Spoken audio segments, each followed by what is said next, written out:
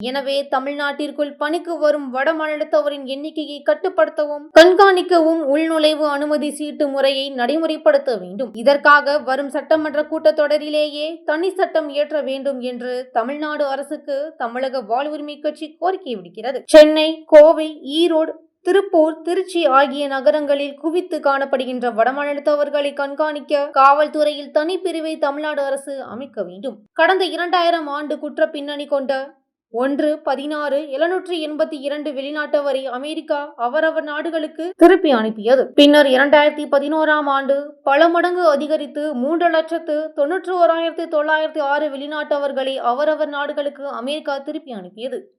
அதுபோன்ற குற்ற நிகழ்வுகளில் ஈடுபடுகின்ற வடமாநிலத்தவர்களை தமிழ்நாட்டை விட்டு வெளியேற்றவும் தமிழ்நாடு அரசு முன்வர வேண்டும். வெளியாரை வெளியேற்றுவதென்பது வெறும் தமிழர்களின் வேலை வாழ்வுரிமை சார்ந்த சிக்கல் மட்டுமல்ல, அது தமிழர்கள் தாயகத்தை பாதுகாக்கும் முக்கிய நடவடிக்கை என்பதையும் தமிழ்நாடு அரசு புரிந்து கொள்ள வேண்டும் என்று தமிழக வாழ்வுரிமை கட்சி சுட்டிக்காட்டுகிறது. மேலும் வடமாநில கயவர்களால் அடித்துக் கொல்லப்பட்ட சரவணனின் குடும்பத்தினருக்கு ரூபாய் 25 லட்சம் இழப்பீடு வழங்க வேண்டும். படுகொலையை நிகழ்த்திய வடமாநில குற்றவாளிகளுக்கு சட்டத்தின் முன் நிறுத்திய உரிய தண்டனை பெற்றுத்தர வேண்டும். உயிரிழந்த சகோதரர் சரவணுக்கு ஆழ்ந்த இரங்கலையும் அவரை இழந்து வாடும் குடும்பத்தினருக்கு, உறவினர்களுக்கும், நண்பர்களுக்கும் தமிழக வாழ்வுரிமை கட்சியின் சார்பில் ஆறுதலை தெரிவித்துக் கொள்கிறேன் என்று அக்கட்சியின் தலைவர் தி. வேல்முருகன் தனது வலைதளத்தில் கூறியுள்ளார்.